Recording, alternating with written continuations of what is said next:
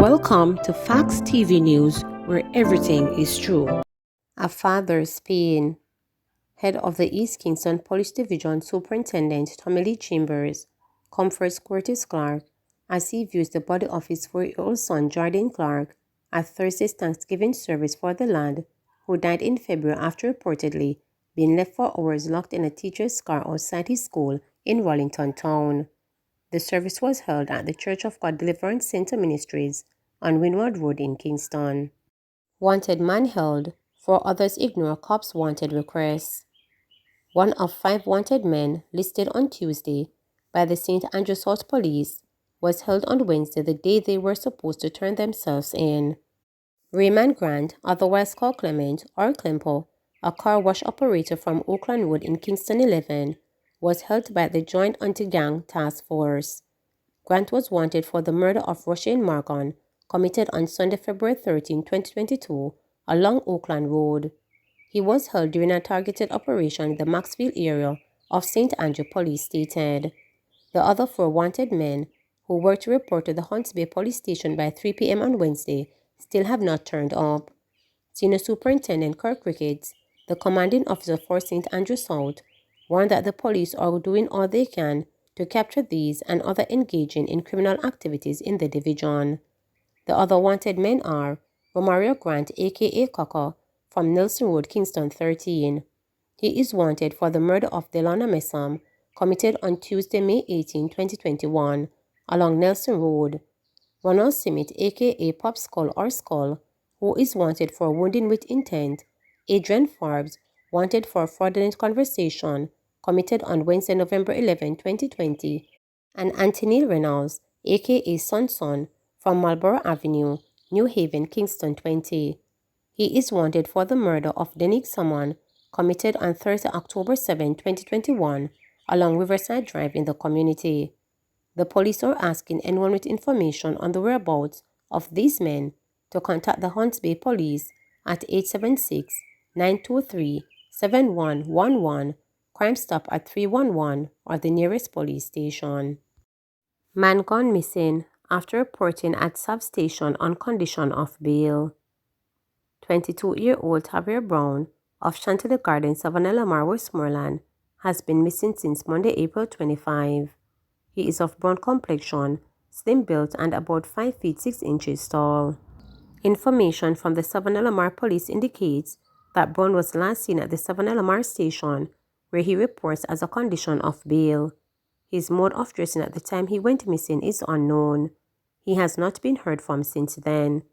Anyone knowing the whereabouts of Javier Brown is being asked to contact the Savanna-la-Mar police at 876-955-2538, the Police 119 emergency number, or the nearest police station.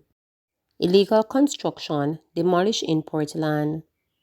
The Portland Municipal Corporation has demolished a section of a recently refurbished building after the developers strayed from the approved plan. The building on Allen Avenue in Port Antonio is known as In the Town and is a guest house. We are very mindful of our responsibility as a local planning authority, and we may have issues in terms of staffing numbers, but when matters come to our attention, we are going to ensure that they are dealt with according to the law, CEO of the Portland Municipal Corporation Jennifer Brown Cunningham told reporters. She pointed out that the building plans submitted to the corporation are the basis for a decision taken during the 90 days approval process. When we give an approval, we expect citizens to abide by the approval as given, said Brown Cunningham. Failure to do so, she said, makes it an illegal development. According to Brown Cunningham, the corporation felt so strongly about the issue that it took out an injunction, a more expensive but much quicker process than the normal route of taking the matter to court. It is expeditious. It gets done within a short frame of time. It is a costly venture, but it is a matter that we thought was necessary for us to say to the citizen, look, the rule of the law must prevail. We took that decision. We went and we got an injunction. The courts agreed with us, and the order was issued for the building to be demolished, and that is what you are seeing happening, said Brown Cunningham. She underscored that only the illegally constructed section of the building would be demolished. Man killed in middle of Mobi, even with ramped up police presence. Even as the police ramped up crime-fighting efforts in Montego Bay on Wednesday, another murder was committed in the heart of the western city. The dead man has been identified as 55-year-old Egbert Lloyd, a resident of Norwood Gardens in St. James. He was stabbed in Sam Shop Square around 3 p.m.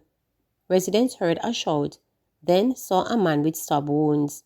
The police were alerted and took the wounded man to hospital, where he was later pronounced dead. This was mere hours after police teams from the Public Safety and Traffic Enforcement Branch, PSTEB, and other agencies launched operations across the city. Among the issues on their radar were illegal vending and traffic violations, and they sought to maintain public order. The police have indicated that more than 200 traffic tickets were issued on Wednesday. Another aspect of the operation was the targeting of criminal networks that are linked to major crimes. Assistant Commissioner of Police in charge of Area 1 Division, Clifford Chambers, welcomed the support being provided, saying he has no doubt it will make a difference. What he'll find is that persons are somehow comfortable in their areas, which are controlled by or under the influence of a particular gang, who are infocast with other gangs who are okay in their turf, he explained. It's when they come out of their safe haven, so to speak, they become vulnerable, and the town capital is where they are likely to come and, by extension, the place where crimes are likely to be committed. So with these activities and these initiatives, and with the numbers being increased, and we tend to continue to increase these numbers, as also the quick response, it will definitely have an impact on the major crimes which are being committed in the capital, he added. Restoring order in the town centre, Chambers noted, has been on his agenda since his arrival to take up the post of Area 1 in 2020. There has been a weekly push across various agencies, including teams from the Jamaica Constabulary Force and Jamaica Customs. However, because of the challenges of major crimes in the parish, resources have had to be diverted, he said. The sustenance was the issue because Montego Bay, as certain areas erupt, we have to concentrate our resources on the hotspots, the crime-prone areas. One will understand that those are more significant, he said. Some JN Bank customers to see loan rates rise in June. JN Bank says it is raising interest rate on some customers' loans effective June 9, citing the hike in the Bank of Jamaica BOJ policy interest rate. The rate adjustments will affect some mortgagors, auto loans, and some business loans. Members who receive their loan disbursement less than 6 months prior to the effective date of the June 9 rate increase have been affected, the bank said in a response to questions from reporters. Affected mortgagors will see an increase ranging from 0.25 percent points to 0.75 percent points on their loans, while the rates of affected auto loans will rise by 0.5 percent points. Affected business loans will attract an increase in rates ranging from 0.5 percentage points to 0.75 percentage points, the bank said. In explaining its decision to increase rates, the bank noted that the BOJ since September 2021 has increased its policy interest rate from 0.5% to 4.5% per annum. As a result, market interest rates and the cost of deposits have risen. Over the period, JN Bank absorbed the increased cost. However, regrettably, we are unable to continue to do so, hence we have to implement these slight adjustments in rates on some loans, the bank said. Mortgage rates at JN Bank, the largest private holder of mortgage accounts locally, now range from 6.85% to 8.5%. Auto loan rates range from 7.5% to 9.5% on new cars and 9% to 10.75% on used cars. COVID fallout pushing up crime, says St. Mary Corp. Financial challenges resulting from the recent lockdowns, which were aimed at slowing the spread of the novel coronavirus, are among factors pushing up robberies and similar crimes in St. Mary. Commanding officer for the parish, Superintendent Bobette Morgan Simpson, made the declaration Wednesday evening while addressing a community meeting she hosted at St. Mary's Anglican Church Hall in the parish capital, Port Mario.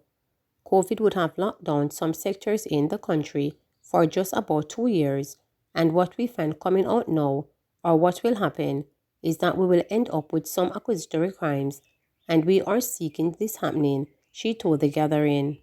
We find that persons were locked down, and so persons are hungry for money. The criminals are out there, and they don't rest. Morgan Simpson listed a number of what she described as trends being utilized by robbers, especially in communities on the western side of the parish, close to St. Ann border. Among them is the impersonation of police by hoodlums traveling in a motor car. There is a white car with blue flashing lights operating between Trelawney St. Ann and St. Mary. We have no white police car with flashing lights in St. Mary. We don't have any. So if you see a white car with flashing lights stopping you, do not stop, because you could be setting up yourself to be robbed, the senior crime fighter advised residents. She made reference to some cases in which people traveling from banks in St. Ann have been trailed by criminals who rob or attempted to rob them when they enter communities such as Boscobel and Racecourse in St. Mary. One victim, Morgan Simpson said, was carrying $600,000 and a would-be victim had $800,000. She encouraged the use of electronic banking or greater reliance on law enforcement. When you have large sums of cash, do not be careless with money. Ask us for assistance. If you're in St. Ann, go to the police. We will help you because no police wants a robbery or murder to be added to their stats, she said. According to her, another criminal trend observed in St. Mary is the theft of game machines, popularly referred to as poker boxes. We find that bars are being broken into and poker boxes are being removed. What we also find is that some of these places are not properly secured, Morgan Simpson lamented. She also appealed for residents to, among other things, become aware of their environment, seek the police assistance in establishing neighborhood watches, install CCTV systems, and do proper background checks on people seeking to rent their homes and motor vehicles. Slave Masters. Jamaica Police Federation Chairman Corporal Ron James has blasted the government, in particular the Finance Minister, for its handling of the current wage negotiations, going as far as labeling them modern-day slave masters. Speaking at a parish conference for the Trelawney Division of the Jamaica Constabulary Force JCF on Thursday, James did not hold back in his assessment of how things were going. We are the foot soldiers, the vanguards of the people of Jamaica, and I'm not going to retract this statement by saying our employers are modern-day enslavers. Enough is enough, he declared, as he took the government to task over the issue of cops' overtime payments, a matter that is now before the courts. The government has been seen to fit to go trial, notwithstanding they have admitted to us that they themselves have breached arrangements in the form of the contract that we signed. And instead of taking humility and humanity and accept and submit and accede and pay due regard for the benevolence that the members have served this country, not only with blood, sweat and tears, but with lives, they have sought to go to the court and engage in a full trial. And now we await a judgment on the 3rd of June, he lamented. James also criticized the much-sought compensation review. The government, our employer, has indicated that they are not in for a compensation review, and it is worse off than what they have shared with the public, what they have shared with us. Based on our posture, they have withdrawn the document that was served up until Wednesday because we are not going to retreat, he vowed. The figures shown to us are despicable, distasteful, and are a downright insult to our intellect and to our profession, and the service and the risk associated with the profession, said James. The entire episode, he said, has caused a widening of the trust deficit between the rank and file members of the police force and the Ministry of Finance.